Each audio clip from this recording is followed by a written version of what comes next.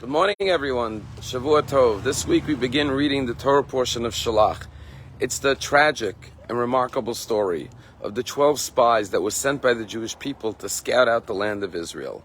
And they returned with a devastating report, a faithless report that the land is unconquerable, the people are too mighty, the cities are fortified, and God will not be able to bring us into this land. And instead of celebrating the imminent arrival into the land of Israel, the nation weeps and says the most damning words. They say, why did God take us out of Egypt? Would it not have been better if we would have just died in Egypt or died in the wilderness?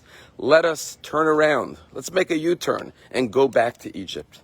And it's bewildering to think that after all the miracles that God performed for the Jewish people, they're so ungrateful and they lack any courage or faith or trust or optimism in the arrival, the final destination of the land of Israel.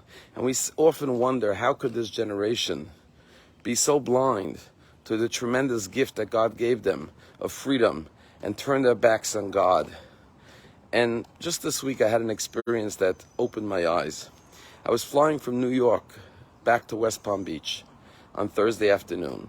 And as we approached West Palm Beach, the pilot got on and said that there's storms in West Palm Beach. And so we're going to go a little bit west of the airport. We're going to be in a holding pattern until we could land.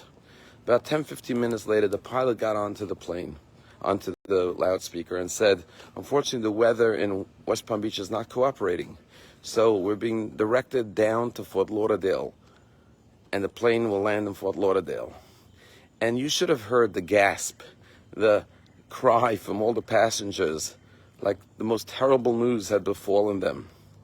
And people started murmuring and complaining, and the passenger next to me just couldn't stop using all different types of profanities on how terrible this airline is. And I realized something.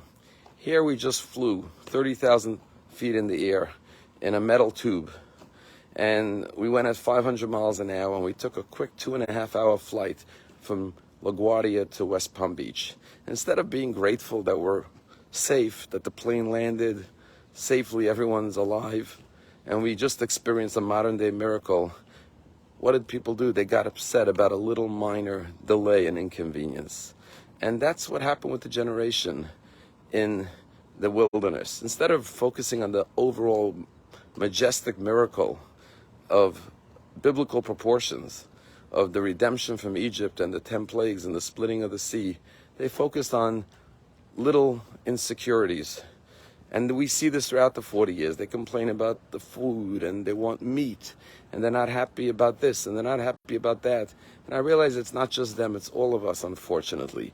That sometimes instead of appreciating the miracle of life, the blessings of our lives, we get upset and disgruntled about things that should be insignificant in the bigger picture. It's a story about a fellow driving in his car, and he says, God, I really don't like my life. My life is terrible. I want a new life. And God says, okay, I'll sell you a new life. What do you got?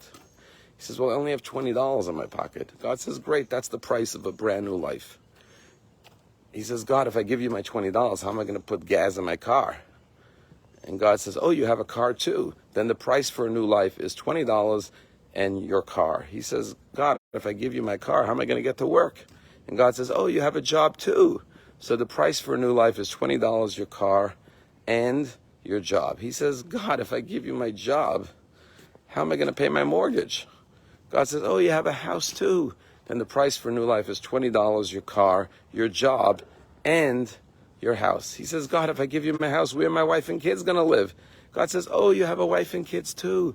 Then the price for a new life is $20, your car, your job, your house, and your wife and kids. And then God says, now I'm going to give that all back to you. And this is your new life. What God was telling him was, and teaching us, is that there are two lives we could live. We could live a life where we don't appreciate or realize everything we have, and instead we complain that our life is terrible. Or we could start a new life by appreciating, recognizing everything we have and everything we've been given by God. A life of gratitude, something that the Jews in the desert unfortunately lacked. And therefore God says, your generation will not merit to go into the land of Israel.